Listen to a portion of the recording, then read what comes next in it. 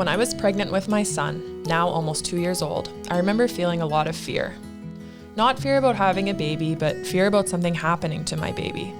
I still remember feeling so anxious in those first few months as I counted down the days until the next ultrasound or doctor's appointment, just so I could put my mind at ease knowing that his little heart was still beating.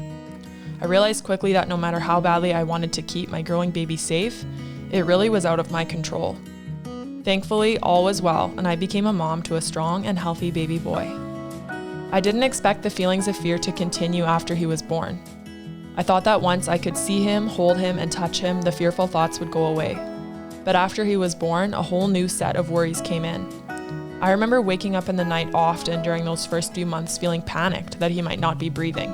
I'd put my face right up to his so that I could hear and feel his breath. I think every new parent has probably felt that same fear at some point, but for me this was a reminder that no matter how badly I wanted to keep my son safe, there was really only so much I could do. When my son was 9 months old, he had a scary allergic reaction while eating lunch. My husband and I rushed him to the hospital, and fortunately he was okay, but it left me shaken up with all of the what-ifs of the situation. In that same week, my husband was involved in a work-related accident that could have ended really badly for him. Again, my mind went through all of the what-ifs.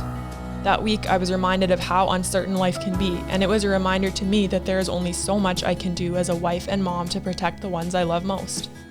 In both of those situations, I really had no control over the end result.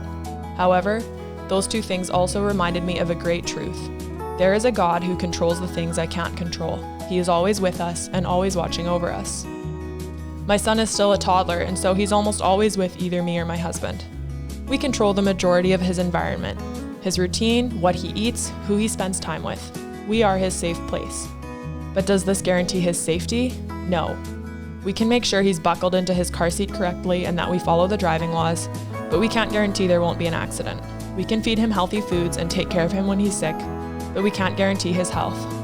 As a mom, my biggest desire is to protect my son, but there is only so much I can do, and this reality has the potential to fill me with paralyzing fear.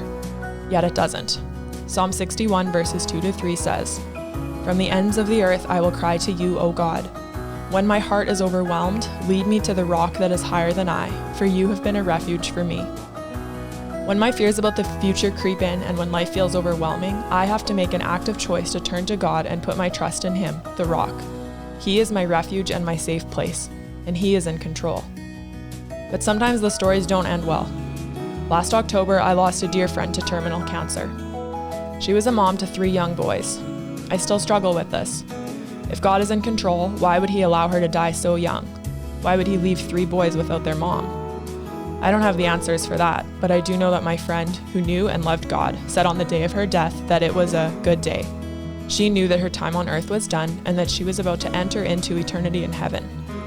I also know that God was and is in control the whole time, and I know He is still walking with her husband and her 3 sons.